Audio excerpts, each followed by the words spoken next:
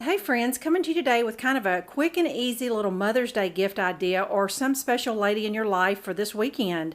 Everything that you're going to need today could be readily found at the Dollar Tree. Most all this stuff is not any hard to find things.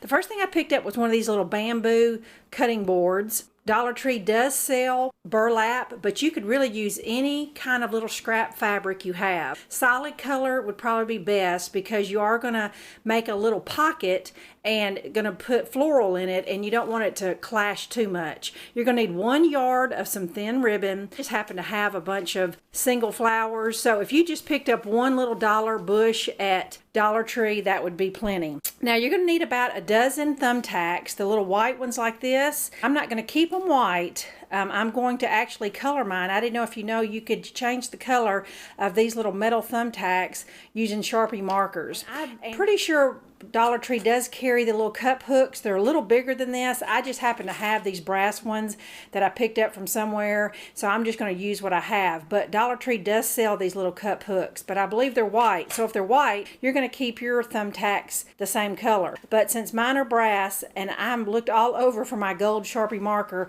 I'm going to color my thumbtacks kind of a bronzy gold color so they'll coordinate a little better. So this is really just a matter of using thumbtacks and putting everything into place, and you might need just a little touch of hot glue. Right, the first thing I did was color my thumbtacks, but remember, if your hooks are white, you can skip this part. The next thing I did is I had my husband drill me 5 little starter holes in the bottom of my bamboo board. Now, if your hooks are really sharp, yours might go in there, but mine would not. So I had to start 5 little starter holes to get my hooks to go in there. And I'm going to screw all my hooks to the bottom of the board, going in the same direction. All right, those little drilled starter holes worked perfectly, and I was able to get all 5 hooks, and they just screwed right in, nice and neat. The next step is to take 24 inches of your ribbon and attach it to the top, to the opposite end of your board. And I just came down about a 1/2 inch and put a thumbtack. I'm going to make sure my ribbon is nice and straight. When I get ready to attach my other piece, come down about a 1/2 inch, and I'm going to have a thumbtack on that side and that side. Just remember, it's the opposite end of your hook. And this is going to be your hanger, but we're not finished with the hanger yet. I'll show you what your hanger should look like. Thumbtack on both sides. You're going to take some fabric and you're going to cut it about a 1/2 inch smaller all the way around than your board. Then you're going to take the top half and fold it down a good 1.5 inches or so. And what we're basically going to do is thumbtack a flapped pocket onto the bottom of this board. So we're not going to put thumbtacks at the top, but we're going to do down the sides and the bottom and back up, and that'll help keep the flap down. And if you're finding that your thumbtacks, I didn't realize that bamboo was so hard, but maybe that's why they do make flooring out of it.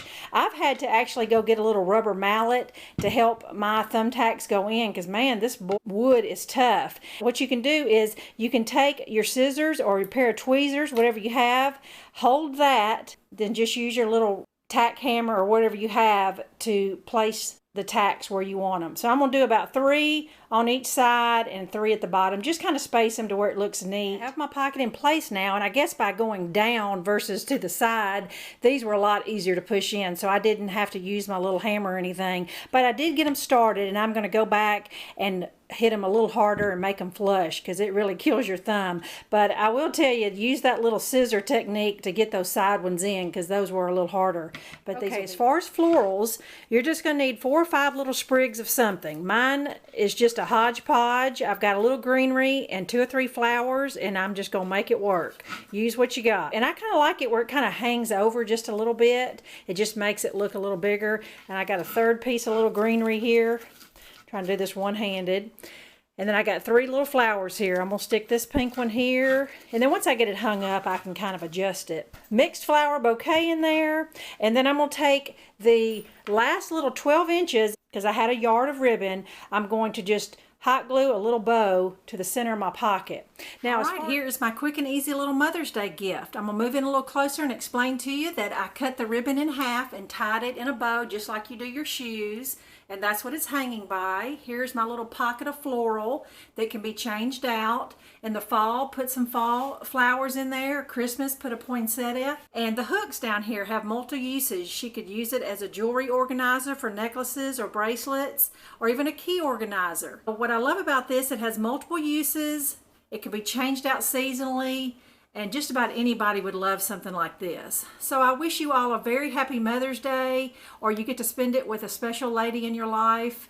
And I hope you enjoyed this idea as much as I did. Thanks for watching. Bye-bye.